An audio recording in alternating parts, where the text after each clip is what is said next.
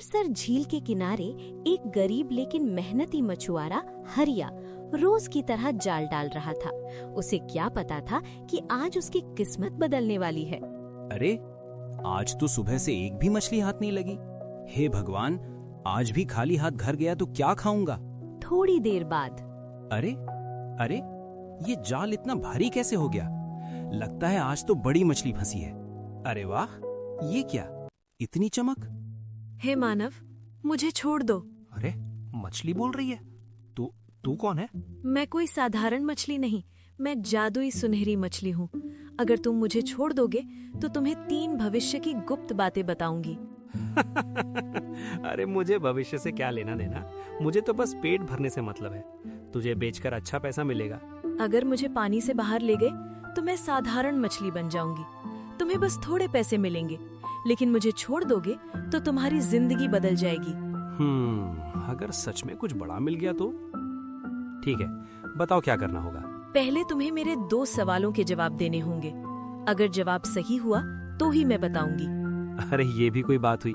चलो पूछो, मैं तैयार हूँ। बताओ, वो क्या है जो जितना भरते जाओ उतना हल्का होता जाता है?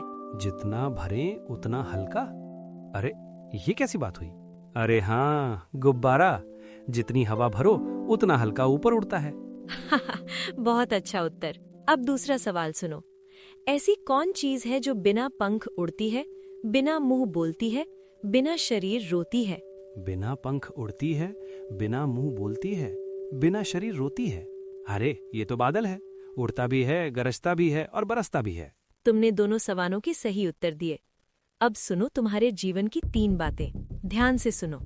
पहली, तुम्हारा विवाह किसी इंसान से नहीं होगा। दूसरी, तुम्हारे बच्चे तुमसे दूर हो जाएंगे। तीसरी, एक आभूषण तुम्हारी जिंदगी बदल देगा। अरे, ये कैसी उल्टी सीधी बात है। जब इंसान से विवाह नहीं होगा तो बच्चे कैसे होंगे, और कोई आभूषण मेरी जिंदगी कैसे बदल देगा? समय आने पर सब समझ जाओगे। याद रखना, आज की मुलाकात तुम्हारा भाग्य बदल देगी। मुझे इन बातों पर विश्वास नहीं, लेकिन तूने मुझसे विनती की। जा, मैं तुझे छोड़ देता हूँ। धन्यवाद हरिया, फिर मिलेंगे। हरिया ने उस बात को मजाक समझकर भुला दिया, लेकिन किस्मत की कहानी अभी शुरू हुई थी। कुछ दिन बीत गए। हरिया को सुनहरी मछली की बातें तो याद थीं, पर वो उन पर विश्वास नहीं करता था। एक दिन वो फिर उसी चंद्रसर झील के किनारे मछली पकड़ने पहुंचा। आज तो कुछ भी हो, मछली पकड़ कर ही जाऊंगा। घर में खाने को भी कुछ नहीं बचा। अरे, ये क्या, इतना भारी? लगता है आज तो किस्मत खुल गई। रुको, मुझे चोट लग रही है। कृपया मुझे इस जाल से आजाद कर दो। अरे, ये कौन है? इंसान जैसी पर पानी। मैं इस झील की जल परी हूँ। मैं गलती से तुम्हारे जाल में फंस गई, तो मुझे छोड़ दोगे? पहले भी एक जादुई मछली मिली थी। चलो, तुम्हें छोड़ देता हूँ। हरिया, तुमने मुझे जाल से मुक्त किया है। तुम बहुत दयालु इंसान हो। कल इसी समय आना, मैं तुम्हें बहुत सारी मछलियाँ दूंगी। सच? अब मुझे भूखा नहीं रहना पड़ेगा। मैं कल जरूर आऊंगा। हरिया घर तो लौट आया, पर उसके मन में मछलियों से ज्यादा जलपरी की छवि बस गई थी। न जाने क्यों उसकी आंखें, उसकी आवाज बार बार याद आ रही है। मुझे क्या हो रहा? जलपरी, मैं आ गया हूँ, बाहर आओ। तुम आ गए हरिया, बताओ क्या चाहते हो? तुमने कहा था ना, तुम मुझे बहुत सारी मछलियाँ दोगी। अब मुझे मछलियाँ में हरिया, मैं अपने वचन से पीछे हट रही हूँ। क्या? लेकिन क्यों? मछलियाँ मेरा परिवार हैं। भला कोई अपने परिवार के साथ बुरा कैसे कर सकता है? मैं उन्हें दुख नहीं देना चाहती। मुझे क्षमा कर दो, लेकिन तुम्हारी दयालुता के बदले मैं तुम्हें एक जादुई वस्तु देना चाहती हूँ। ये जादुई शंख है। तुम इससे जो भी मांगोगे, ये तुम्हें देता रहेगा। जो भी मांगूंगा? हाँ, जो। हे जादुई शंख, मेरी इच्छा है कि मैं इस जलपरी से विवाह करूं। मैं इसे अपनी पत्नी के रूप में देखना चाहता हूं। ये तुमने क्या कर दिया हरिया? अब मैं जल की दुनिया से अलग हो गई। मैं क्या करता? कल रात भर मुझे नींद नहीं आई। मेरे मन में सिर्फ तुम्हारी ही यादें थी। मुझे धन नहीं चाहिए, बस तुम्हारा साथ चाहिए। तुमने अपने लिए कुछ नहीं मांगा, सिर्फ मुझे चुना। हाँ, क्योंकि सच्ची खुशी साथ में होती है, धन में नहीं। अरे ये क्या देख रहा हूँ? इंसान और जलपरी बातें कर रहे हैं। प्रणाम ऋषिवर। ऋषिवर, कृपया बताइए, क्या एक जलपरी और इंसान का विवाह संभव है? शांत हो जाओ, ये सब भाग्य का खेल है। तुम दोनों का मिलन पहले से ही नियति में तय था, इसे कोई रोक नहीं सकता। पर ये कैसे मुमकिन है ऋषिवर? कोई उपाय तो जरूर होगा ना? हर समस्या का समाधान होता है। मैं तुम्हें एक जादुई रत्न देता हूँ। जब तक ये रत्न तुम्हारे पास रहेगा, तुम जलपरी से इंसान और इंसान से जलपरी बन सकती हो। लेकिन याद रखना, अगर ये रत्न खो गया तो तुम उसी दुनिया में हमेशा के लिए फंस जाओगी। मैं आपकी शर्त स्वीकार करती हूँ। अब हम साथ रह सकते हैं। समय के साथ हरिया और जलपरी का विवाह पूरे गांव की मौजूदगी में हुआ। एक साधारण मछुआरा और जललोक की रानी अब एक नए जीवन की शुरुआत कर रहे थे। देखो, हरिया की किस्मत तो देखो, कैसी सुंदर पत्नी मिली है। लगता है ये कोई साधारण स्त्री नहीं। आज से हम हमेशा साथ रहेंगे। हाँ हरिया, अब यही मेरा संसार है। समय बीतने लगा। हरिया का घर हंसी और खुशियों से भर गया। कुछ वर्षों बाद उनके घर 2 पुत्रों का जन्म हुआ, आरव और विवान। मेरे बेटों, तुम मेरे जीवन की सबसे बड़ी खुशी हो। इनकी हंसी मेरे लिए सबसे अनमोल है। क्या बात है, तुम उदास लग रही हो? हरिया, मुझे अपने जललोक की याद आने लगी है। वो मेरा घर था, मेरा संसार। लेकिन अब तुम्हारा घर यही है, हमारा परिवार। मैं तुम सबसे बहुत प्रेम करती हूँ, लेकिन समुद्र की लहरें, मेरी दुनिया मुझे बुला रही हैं। ये वही जादुई रत्न है जिससे मैं जललोक जा सकती हूँ। क्या तुम हमें छोड़कर जाओगी? नहीं, मैं हमेशा के लिए नहीं जा रही, बस अपने लोक को देखने, अपने परिवार से मिलने। जल्दी वापस आना, तुम्हारे बिना ये घर सूना हो जाएगा। मैं वचन देती हूँ। मेरे प्यारे बेटो, मैं जल्द लौटूंगी। सावधान रहना। जलपरी अपने जललोक लौट गई, लेकिन ये दूरी उनके जीवन में एक नए संघर्ष की शुरुआत थी। जलपरी अपने जललोक लौट तो आई, लेकिन उसका मन अब भी हरिया और अपने बच्चों के पास था। मुझे जल्द ही वापस जाना होगा। हरिया और मेरे बच्चे मेरा इंतजार कर रहे होंगे। बस इस रत्न की शक्ति से मैं अपने परिवार के पास लौट जाऊंगी। वो रत्न को किनारे पत्थर पर रखती है। रत्न की चमक देखकर एक पक्षी उसे भोजन समझ बैठा। अरे मेरा रत्न, रुको! वो रत्न ही मेरे लौटने का एकमात्र साधन है। पक्षी ऊंचा उड़ता है, रत्न चोंच से फिसलता है, पानी की तेज धारा रत्न को बहा ले जाती है। सब खत्म हो गया। अब मैं वापस कैसे जाऊंगी? वो झरने में खोजने की कोशिश करती है। कहीं तो होगा, मुझे मिलना ही चाहिए। बहुत खोजने के बाद भी रत्न कहीं नहीं मिला। अब मैं मानव लोक में वापस नहीं जा सकती। ना हरिया से मिल सकती हूँ, ना अपने बच्चों को देख सकती हूँ। हे भाग्य, ये कैसी परीक्षा है। आज भी वो वापस नहीं आई। पिताजी, माँ कब आएंगी? मुझे नहीं पता। भाग्य अपना खेल खेल चुका था। एक छोटी सी घटना ने पूरे परिवार को अलग कर दिया। समय बीतता गया। जलपरी कभी वापस नहीं लौटी। हरिया ने अकेले ही अपने दोनों पुत्रों को पालने का कठिन निर्णय लिया। आरव, विवान, मैं काम पर जा रहा हूँ, तुम दोनों पढ़ाई करना। पिताजी, माँ कब आएंगी? वो बहुत दूर गई हैं बेटा, लेकिन एक दिन जरूर लौटेगी। हरिया ने माँ और पिता दोनों का कर्तव्य निभाया। उसने अपने बच्चों को कभी माँ की कमी महसूस नहीं होने दी। समय बीतता गया। बच्चे अब बड़े हो रहे थे।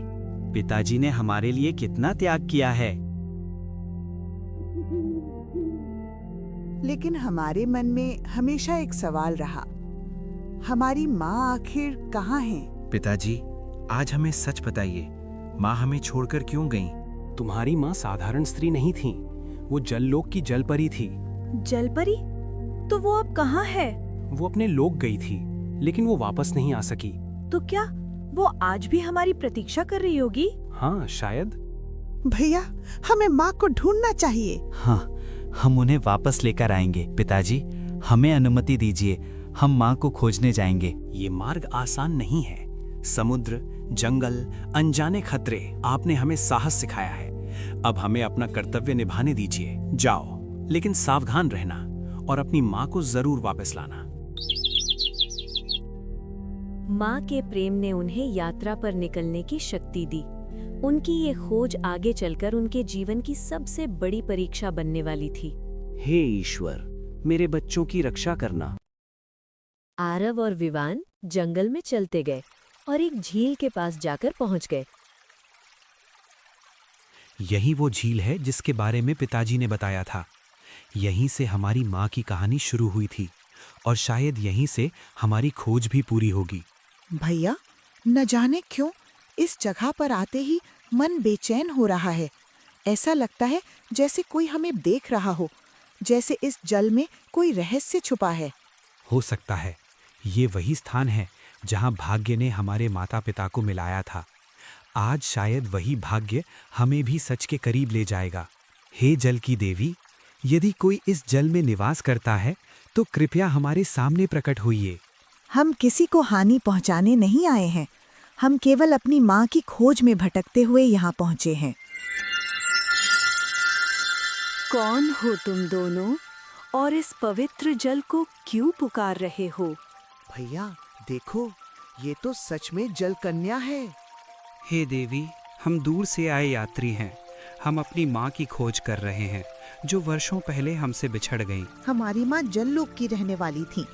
वो एक दिन अपने लोक लौट गईं, लेकिन फिर कभी वापस नहीं आईं। हमारे पिताजी कहते हैं उनका जादुई रत्न खो गया था। तब से हम उन्हें खोज रहे हैं। ये मेरे ही पुत्र हैं। समय ने इन्हें कितना बड़ा कर दिया। जल कन्या की आंखें नम हो जाती हैं। वो भावनाओं को रोकती है।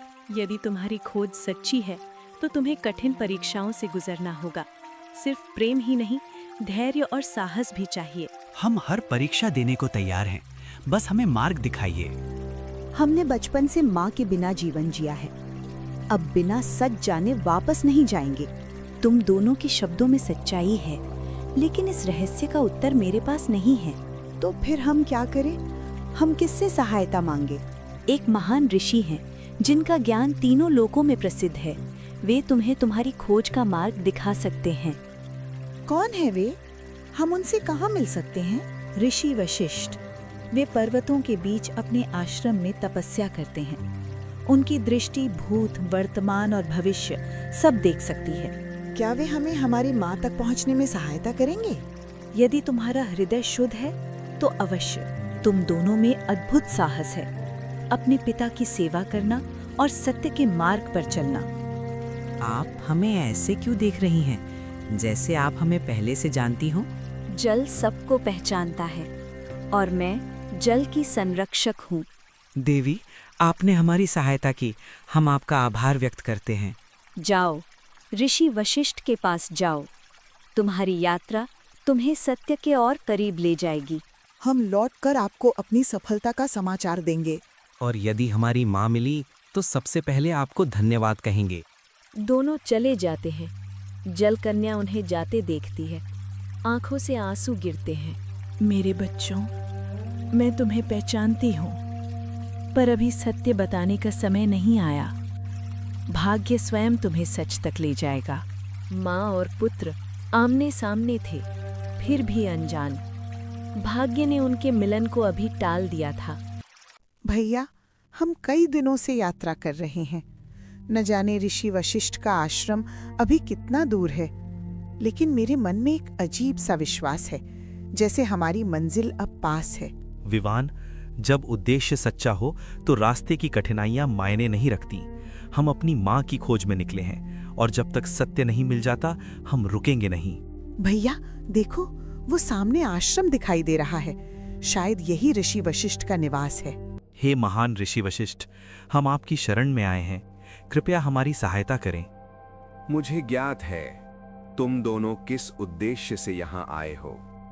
तुम अपने अतीत का सत्य जानना चाहते हो। आप बिना बताए ही सच जान गए। ज्ञान की दृष्टि से कुछ भी छिपा नहीं रहता, लेकिन सत्य प्राप्त करने के लिए तुम्हें स्वयं को योग्य सिद्ध करना होगा। हम हर परीक्षा देने को तैयार हैं गुरुवर, कृपया हमें मार्ग दिखाइए। मनुष्य का सबसे बड़ा शत्रु क्या है? मुझे लगता है मनुष्य का सबसे बड़ा शत्रु उसका अहंकार है। अहंकार ही उसे सत्य से दूर कर देता है। उत्तम उत्तर। अब दूसरा प्रश्न, मनुष्य की सबसे बड़ी शक्ति क्या है? प्रेम, क्योंकि प्रेम ही वो शक्ति है जो हर कठिनाई को जीत सकती है। तुम दोनों के हृदय शुद्ध हैं। तुम सत्य जानने के योग्य हो। तुम्हारी माँ जल लोक की निवासी है। वो तुमसे दूर इसलिए हुई क्योंकि उसका जादुई रत्न खो गया था। वही रत्न उसे मानव लोक में वापस आने की शक्ति देता था। तो क्या हम उनसे फिर मिल सकते हैं? हाँ, लेकिन उसके लिए तुम्हें खोया हुआ रत्न ढूंढना होगा। वो रत्न कहाँ मिलेगा गुरुवर? वो रत्न झरने की गहराइयों में छिपा है। उसे पाने के लिए साहस, धैर्य और त्याग की आवश्यकता होगी। ये तावीज तुम्हारी रक्षा करेगा। जब भी तुम्हारा मन डगमगाए, ये तुम्हें सही मार्ग दिखाएगा। गुरुवर, हम आपके आभारी हैं। हम अपनी माँ को अवश्य वापस लाएंगे। दोनों भाई प्रणाम कर यात्रा पर निकल पड़े। अब उनकी यात्रा और भी कठिन होने वाली थी, लेकिन माँ से मिलने की आशा ने उन्हें अटूट साहस दे दिया। आरव और विवन उसी झरने पर जा पहुंचे जो उन्हें वृषि ने बताया था। भैया, यही वो जादुई झरना है जिसके बारे में ऋषि वशिष्ठ ने बताया था। हाँ, देखो, इसकी रोशनी जैसे हमें बुला रही हो। रुको, जो भी इस जल की शक्ति चाहता है उसे मेरी कठिन परीक्षाओं से गुजरना होगा। हम हर परीक्षा के लिए तैयार हैं। हमें अपनी माँ को वापस लाना है। यदि उत्तर गलत हुआ तो तुम सदा के लिए यहाँ कैद हो जाओगे। हमें मंजूर है। बताओ, ऐसी कौन चीज है जिसे तोड़ने से पहले बोलना पड़ता है? तोड़ने से पहले बोलना पड़ता है? पत्थर नहीं, कांच नहीं। मुझे समझ आया। क्या? उत्तर है वादा। वादा करने के बाद ही उसे तोड़ा जाता है। सही उत्तर। तुम्हारी बुद्धि प्रशंसनीय है। अब दूसरी पहेली, ऐसा क्या है जो तुम्हारा है लेकिन दूसरे लोग तुमसे ज्यादा इस्तेमाल करते हैं? जो हमारा है पर दूसरे ज्यादा इस्तेमाल करते हैं? हमारा घर, हमारा धन। नहीं, मुझे उत्तर मिल गया। बताओ। उत्तर है हमारा नाम। हमसे ज्यादा लोग हमारा नाम लेते हैं। तुम दोनों ने बुद्धि, धैर्य और साहस की परीक्षा पार की है। मैं प्रसन्न हूँ। ये दिव्य मणि लो, ये तुम्हें सत्य तक पहुँचाने में सहायता करेगी। वर्षों की खोज और कठिन परीक्षाओं के बाद आरव और विवान आखिरकार वो जादुई रत्न लेकर उसी झील के पास पहुंचे जहां से उनकी कहानी शुरू हुई थी। भैया, यही वो जगह है। बाबा ने कहा था रतन को जल में अर्पित करने से सच सामने आ जाएगा। आज हमें अपनी माँ के बारे में सब सच जानना ही होगा। आरव धीरे से रत्न झील में डालता है। पानी में तेज रोशनी फैलती है। जल की गहराइयों से एक दिव्य रूप प्रकट हुआ, वही रहस्यमयी जलपरी। तावीज चमकने लगता है। इस चमक का क्या मतलब हो सकता है? दिल कहता है यही हमारी माँ है। मेरे बच्चों, अब मैं तुमसे सच नहीं छुपा सकती। तो आप ही हमारी माँ हो? हाँ बेटा। बरसों पहले मैं मानव लोक में तुम्हारे पिता हरिया के साथ रहती थी, लेकिन जादुई रत्न खो जाने से मैं जललोक में फंस गई। मैं चाहकर भी वापस नहीं आ सकी। हर पल तुम सब की याद मुझे सताती रही। तुम्हें मेरे पास लाने के लिए दिया गया था। मैं ही तुम्हारी माँ हूँ। परिस्थितियों ने मुझे तुमसे दूर कर दिया था। माँ, हमने आपको हर जगह ढूंढा। हमें हमेशा लगता था कि आप कहीं न कहीं हमारा इंतजार कर रही हैं। आरव, विवान। अपने बच्चों की खोज में भटकते हुए हरिया भी उसी झील तक पहुंच गया था। ये कैसे संभव है? क्या सच में तुम हाँ हरिया, मैं वापस आ गई हूँ। मैंने तुम्हें कभी नहीं भुलाया, हर दिन तुम्हारा इंतजार किया, बच्चों को भी तुम्हारी कहानियां सुनाकर बड़ा किया। आज हमारा परिवार फिर से पूरा हो गया। अब हमें कोई अलग नहीं कर सकता। सच्चा प्रेम और विश्वास कभी हारता नहीं। समय चाहे जितनी परीक्षा ले, परिवार का बंधन अटूट रहता है। आज से हम सब साथ रहेंगे, चाहे जललोक हो या मानवलोक। वर्षों का इंतजार समाप्त हुआ। सच्चे प्रेम, विश्वास और साहस ने परिवार को फिर एक कर दिया।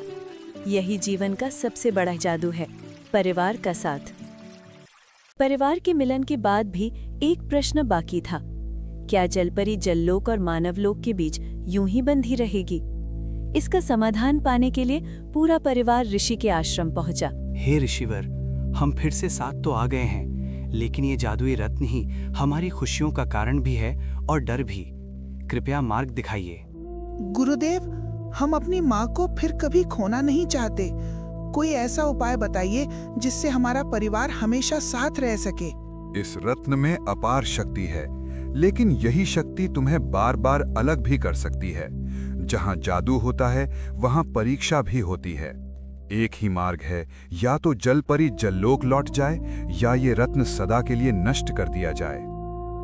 यदि रत्न नष्ट हो गया तो मैं हमेशा के लिए मानव बन जाऊंगी और कभी अपने जललोक वापस नहीं जा सकूंगी। जलपरी के सामने कठिन निर्णय था, अपना पुराना संसार या अपना परिवार। मेरे लिए सबसे बड़ा सत्य मेरा परिवार है। मैं अपने बच्चों और पति के साथ रहना चाहती हूँ।